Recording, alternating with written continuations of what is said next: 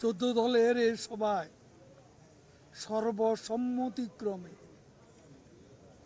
সিদ্ধান্ত হয় জামাত শিবির গোষ্ঠীর অপশক্তির রাজনীতি নিষিদ্ধ করার, জামাত শিবির নিষিদ্ধ করার সর্বসম্মত সিদ্ধান্ত গৃহীত হয়। বাংলাদেশ আওয়ামী লীগের সভাপতি, 14 দলীয় জোটের চেয়ারপারসন, মাননীয় প্রধানমন্ত্রী শেখ হাসিনার সাথে 14 দলের নেতৃবৃন্দের এক জরুরি বৈঠক অনুষ্ঠিত। বৈঠকে দেশের সাম্প্রতিক সময়ে অনুষ্ঠিত সন্ত্রাস, নাশকতা, নৈরাজ্যের বিরুদ্ধে দেশের জাতীয় নিরাপত্তা, জনগণের জানমাল রক্ষার লক্ষ্যে আইন অনুযায়ী প্রয়োজনীয় ব্যবস্থা গ্রহণ করে জনমনে স্বস্তি ফিরিয়ে আনার জন্য মাননীয় প্রধানমন্ত্রী বঙ্গবন্ধু কন্যা শেখ হাসিনাকে ধন্যবাদ জানান 14 দলের নেতৃবৃন্দ।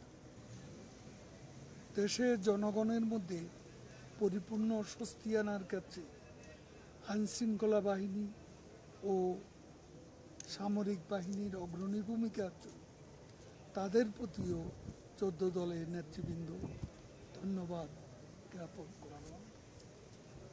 নেতৃবৃন্দ মনে করেন বিএনপি, জামাত, ছাত্রদল, শিবির, তাদের দোসর উগ্রবাদী জঙ্গি গোষ্ঠী বাংলাদেশের স্বাধীনতা, সার্বভৌমত্ব নস্যাৎ করার ষড়যন্ত্রে লিপ্ত। তারা সন্ত্রাস, নৈরাজ্য, হত্যাকাণ্ডের মাধ্যমে দেশকে অকার্যকর করার ষড়যন্ত্র করছে। অতি সম্প্রতি চোরাগুপ্তা হামলা করে এবং গুলিবর্ষণ করে সরকারের উপর দায় চাপাতে তারা দেশে অস্থিতিশীল পরিস্থিতি সৃষ্টি করেছে। পুলিশ বাহিনীর সদস্যসহ মানুষ হত্যা করে লাশ পর্যন্ত ঝুলিয়ে রেখেছে। এই সন্ত্রাসী গোষ্ঠী যে প্রক্রিয়া এসব হত্যাকাণ্ড ঘটিয়েছে তা ইতিহাসে নজিরবিহীন। জাতীয় স্বার্থে দেশ বিরোধী এ অপশক্তিকে নির্মূল করা প্রয়োজন।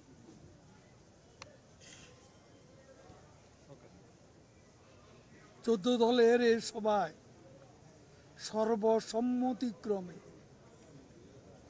সিদ্ধান্ত হয় জামাত শিবির গোষ্ঠীর অপশক্তির রাজনীতি নিষিদ্ধ করার, জামাত শিবির নিষিদ্ধ করার সর্বসম্মত সিদ্ধান্ত গৃহীত হয়। 14 দল মনে করে শিক্ষার্থীদের নিরাপত্তা, তাদের শিক্ষা জীবনের সুরক্ষা দেওয়ার লক্ষ্যে সরকারকে পর্যায়ক্রমে প্রয়োজনীয় ব্যবস্থা গ্রহণ করা উচিত। নেতৃবৃন্দ আশা করেন কোনো শিক্ষার্থী ও নিরপরাধ মানুষ যেন হয়রানির শিকার না হয়, সে বিষয়টিও আইনশৃঙ্খলা রক্ষা বাহিনীকে বিশেষ গুরুত্ব সহকারে দেখতে হবে। জয় বাংলা, জয়। কোনো প্রশ্ন নেব না আজকে। একটাই, জামাত শিবির নিষিদ্ধ করার সিদ্ধান্ত নিয়েছি, এখন সরকার এটাকে বাস্তবায়িত করবে। ঠিক আছে, ঠিক আছে।